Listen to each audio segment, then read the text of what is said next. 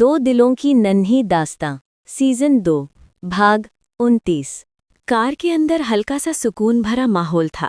बाहर धूप पेड़ों की पत्तियों से छन कर आती और शीशे पर पड़ती जा रही थी। अनिरुद्ध एक हाथ स्टीयरिंग पर और दूसरा हाथ आशी की तरफ बढ़ाकर बोला, सीट बेल्ट ठीक से लगाई है ना, ढीली मत रहने देना। आशी हंसती और बोली, हाँ मिस्टर रायचंद, चेक कर लीजिए, सब सही है। अनिरुद्ध ने हल्की मुस्कान के साथ कहा, ठीक है, और घर पहुंचते ही तुम आराम करोगी, कोई घर का काम धाम नहीं। ये सुनकर आशी बोली, वैसे भी मैं काम करती कहाँ हूँ, भाभी अकेली कर लेती है सब। अनिरुद्ध बोला, तो और अच्छा, बेबी और बेबी की मम्मा दोनों को बस आराम और अच्छा खाना मिलना चाहिए। कार रेड सिग्नल पर रुकी तो अनिरुद्ध ने ग्लव बॉक्स खोला और एक छोटा पैकेट निकाला और आशी की ओर बढ़ाकर बोला, ये लो, डॉक्टर ने कहा फ्रूट्स ज्यादा खाओ, तो ये ड्राई फ्रूट्स रखो साथ में। अब ये मत बोलना कि कार में भूख नहीं लगती। आशी ने पैकेट लेते हुए मुस्कुराकर कहा, आपको पता है, आप जितना बोलते हैं ना, उतना ही पापा वाले लगते हैं। अनिरुद्ध ने उसकी तरफ देखते हुए बोला, तो ठीक है, मान लो मैं तुम्हारे और बेबी दोनों का लाइफ टाइम पापा हूँ। आशी हल्की सी शर्मा जाती है और बाहर देखने लगती है, लेकिन होठों पर मुस्कान ठहर जाती है। रायचंद इंडस्ट्रीज ऑफिस के कॉन्फ्रेंस रूम में बड़ी स्क्रीन पर ग्राफ तेजी से नीचे गिर रहा था। रघुवीर गंभीर आवाज में बोला, सर, पिछले 2 दिन में हमारे शेयर्स 15% गिर चुके हैं। अगर अगले क्वार्टर तक रिकवर नहीं किया तो इन्वेस्टर्स दबाव बना सकते हैं। अनिरुद्ध ने गहरी सांस ली, चेहरा शांत लेकिन आंखों में सोच का तूफान। वो बोला, पैनिक मत करो रघुवीर, मार्केट में उतार चढ़ाव आते रहते हैं, हमें अपनी कोर स्ट्रैटेजी पर ध्यान देना होगा। अमित मैनेजर बोला, लेकिन सर, मीडिया ने भी इसे कैच कर लिया है, नेगेटिव कवरेज शुरू हो गई है। अनिरुद्ध ने लैपटॉप बंद करते हुए सख्ती से कहा, मीडिया को मैं संभाल लूंगा, अभी फोकस करो, प्रोडक्शन में कोई कमी नहीं आनी चाहिए और क्लाइंट्स के साथ रिलेशन मजबूत रखो। जी सर। सबके जाने के बाद अनिरुद्ध अकेला कुर्सी पर बैठ गया, माथा हल्का सा दबाया, गहरी सांस ली। मेज पर रखी मोबाइल स्क्रीन जलाई, वॉलपेपर में आशी की प्रेगनेंसी फोटो थी। वो धीरे से खुद से बोला, मैं ऑफिस की लड़ाई लड़ लूंगा, बस इन्हें कुछ भी ना हो। उसने फोन उठाया और आशी को मैसेज किया, दूध पिया या नहीं। लिविंग रूम में कियारा और आशी सोफे पर बैठी थीं।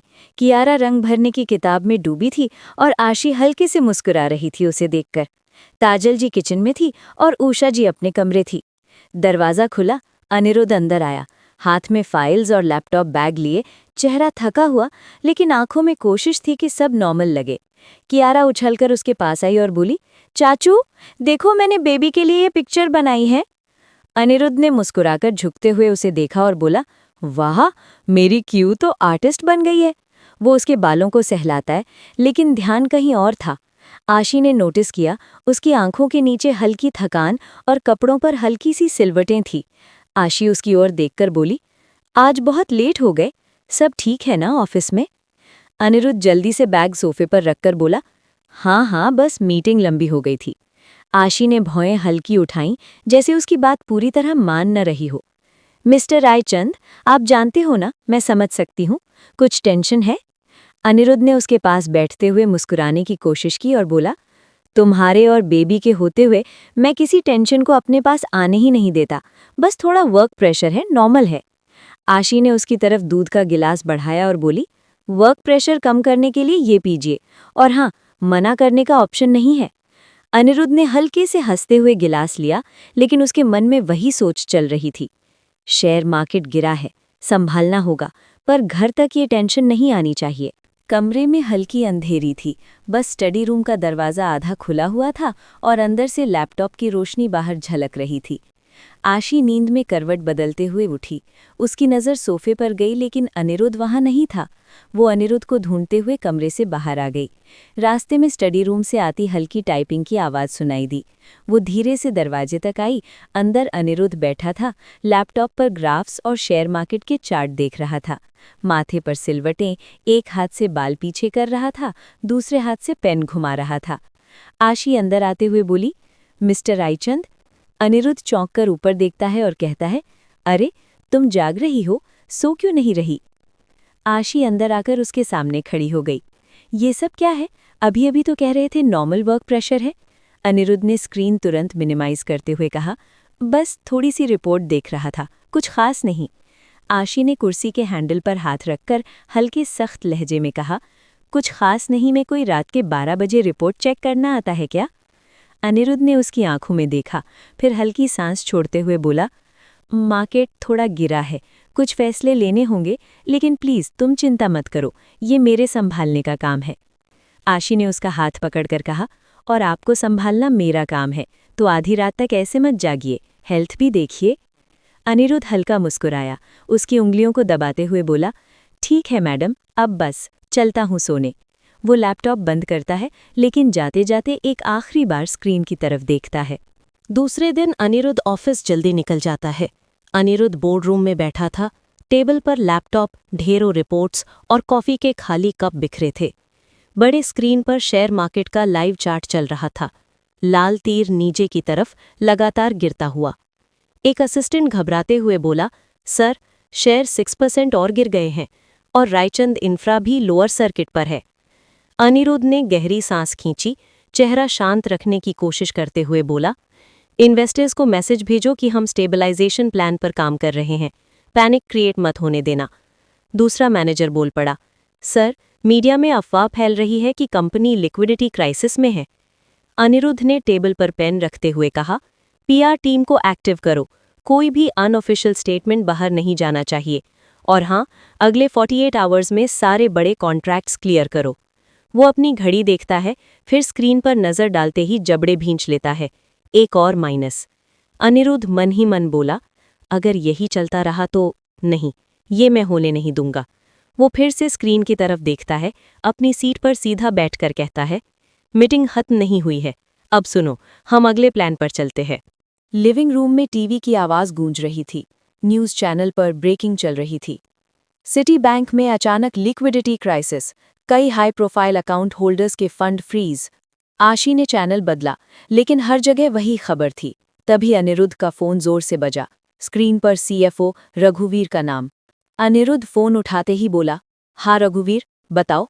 कुछ सेकंड बाद उसका चेहरा फीका पड़ गया। वो फोन पर बोला, क्या मतलब? हमारे सारे ऑपरेटिंग अकाउंट्स फ्रीज और home loan call back?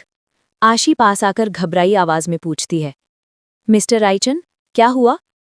Anirudh phone काटते ही धीमी भारी आवाज में बोला, बैंक ने हमारे सारे अकाउंट्स फ्रीज कर दिए हैं और घर भी मॉर्टगेज लोन के तहत वापस लेने की नोटिस भेज दी है।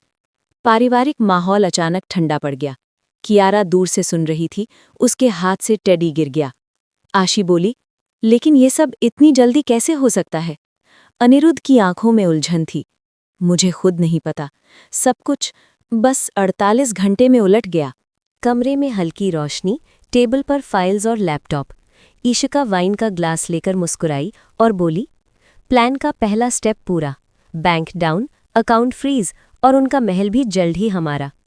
यूवी हंसते हुए बोला, और सबसे अच्छी बात, रायचंद को अब तक पता भी नहीं कि ये सब हमने किया है। ईशिका बोली, बस अब आखिरी बार बाकी है। डोरबेल लगातार बज रही थी। घर में सब लोग नाश्ते की तैयारी में थे। अनिरुद्ध झुंझलाकर दरवाज़ा खोलता है। बाहर बैंक के 2 ऑफिसर और एक लॉयर खड़े हैं, हाथ में फाइल और नोटिस। लॉयर सीधे लहजे में बोले, मिस्टर रायचंद, ये लीगल नोटिस है। आपकी प्रॉपर्टी मॉर्टगेज डिफ़ॉल्ट के चलते नए ओनर के नाम ट्रांसफ़र हो चुकी है। 24 घंटे के भीतर घर खाली करना होगा। कमरे के अंदर बैठी उषा जी चौंक कर उठती हैं। वो वहां आते हुए बोली, ये आप क्या कह रहे हैं? हमारा घर किसी और के नाम? जसवंत जी गुस्से में आगे आते हुए बोले, ये मजाक है क्या? हमने ये घर अपने खून पसीने से बनाया है। अनिरुद्ध नोटिस झपट कर देखता है। नीचे लिखा है, न्यू ओनर इशिका सिंह ठाकुर। उसके चेहरे की नसें तन जाती हैं। आशी हैरानी और घबराहट में बोली, ये कैसे हो सकता है? तभी गेट के बाहर से काले रंग की लग्जरी कार आकर रुकती है। दरवाज़ा खुलता है। इशिका स्टाइलिश ड्रेस में, होठों पर चालाक मुस्कान और पीछे पीछे यूवी, आंखों में शरारत और जीत का नशा। इशिका व्यंग में बोली, ओह गुड मॉर्निंग फैमिली, माफ़ कीजिए, अब तो कहना पड़ेगा, मेरे घर में आपका स्वागत है, लेकिन सिर्फ आज के लिए। अनिरुद्ध बोला, ये कैसे हो सकता है? हमारा घर इनके नाम कैसे हो सकती है? यूवी हंसते हुए सिगरेट का कश लेते हुए बोला, मिस्टर अनिरुद्ध रायचंद, ये बिजनेस है, इमोशन नहीं, जो चालाकी सीखे वही जीतता है। उषा जी पीछे हटकर आशी का हाथ पकड़ लेती हैं, आंसू रोकते हुए। काजल भाभी बस चुपचाप कियारा को अंदर भेज देती हैं ताकि वो ये सब ना देखें। इशिका नोटिस हवा में हल्का सा लहराती है और कहती है, कागजात झूठ नहीं बोलते मिस्टर रायचंद, और घड़ी की सुई तेज चल रही है। 24 घंटे में घर खाली कर दीजिए। अनिरुद्ध की आंखों में गुस्सा, अपमान और एक खतरनाक सन्नाटा था। वो गुस्से से बोला, ये घर हमारा है, हम यहाँ से कहीं नहीं जाएंगे। लॉयर औपचारिक लहजे में बोला, सर प्लीज, आपको लीगल प्रोसीजर फॉलो करना होगा। उषा जी के कदम लड़खड़ाते हैं। तभी काजल उन्हें संभालते हुए बोली, मम्मी संभालिए खुद को। अनिरुद्ध उसकी आंखों में आंखें डालकर ठंडी आवाज में बोला, मैं सब समझ गया, ये सारी चाल आपका और आपके इस कपूत का है। लेकिन मेरी एक बात याद रखना, ये खेल शुरू भले आपने किया है, लेकिन खत्म मैं करूंगा। युवी मुस्कुराकर, देखते हैं मिस्टर अनिरुद्ध रायचंद, चलो अब इस घर को खाली करो, वरना तुम सबको धक्के मारकर निकलवाने में हमें कोई प्रॉब्लम नहीं है। सबके चेहरों पर एक साथ हैरानी, अपमान और खोने का दर्द था। कुछ देर में कमरे के बीच में बड़े बड़े सूटकेस और डिब्बे रखे थे। पुराने फोटो फ्रेम उतारे जा रहे थे। दीवारें खाली हो चुकी थीं। वो घर जिसमें हंसी खुशी गूंजती थी, अब सन्नाटे में डूबा था। उषा जी अपने मंदिर से भगवान की मूर्ति उतारती हैं। आंखों से आंसू टपकते हैं। वो धीरे से बुदबुदाती हैं, ये घर मेरी आत्मा थी। आशी उनके पास आकर उनका हाथ पकड़ती है और कहती है, माँ, मेरी एंजल मम्मा कहती हैं कि ईंट और पत्थर से सिर्फ मकान खड़ा होता है, लेकिन वो मकान परिवार के साथ अपनापन और प्यार से मिलकर बनता है, और हम जहाँ भी साथ होंगे हमारा घर वहीं होगा। आप फिक्र मत कीजिए, हम उन लोगों से अपना घर भी बहुत जल्द वापस ले लेंगे। जसवंत जी बिना कुछ कहे बुकशेल्फ से अपनी पुरानी डायरी निकालते हैं और एक गहरी सांस लेते हैं। उनकी आंखों में दबा हुआ गुस्सा साफ झलकता है। काजल भाभी किचन में जाकर आखिरी बार चूल्हा छूती हैं। उनकी आंखें नम थीं। इस चूल्हे पर कितनी खुशबुएं बनी, आज सब जैसे बुझ गया। बाहर मोहल्ले के लोग खड़े थे, धीमे धीमे बातें कर रहे थे। कुछ के चेहरों पर अफसोस है तो कुछ के चेहरे पर छुपा हुआ तंज। कियारा रोते हुए आशी से लिपटती है और कहती है, चाची, मेरा टेडी भी ले चलेंगे ना? आशी आंसू पोंछते हुए मुस्कुराती है और बोलती है, हाँ बेटा, तुम्हारा टेडी भी और तुम्हारे सारे सपने भी। गेट के पास इशिका और युवी खड़े थे। इशिका के होठों पर वही विजयी मुस्कान, जबकि युवी सिगरेट का कश लेते हुए साइड में खड़ा था। अनिरुद्ध ट्रक में सामान चढ़ाते हुए आखिरी बार घर की तरफ देखता है। उसकी आंखों में गुस्सा और दृढ़ निश्चय दोनों है। वो धीरे से बुदबुदाता है, ये मेरा हारना नहीं, मेरा इंतजार है। रायचंद परिवार कार में बैठता है। कार धीरे धीरे गेट से बाहर निकलती है।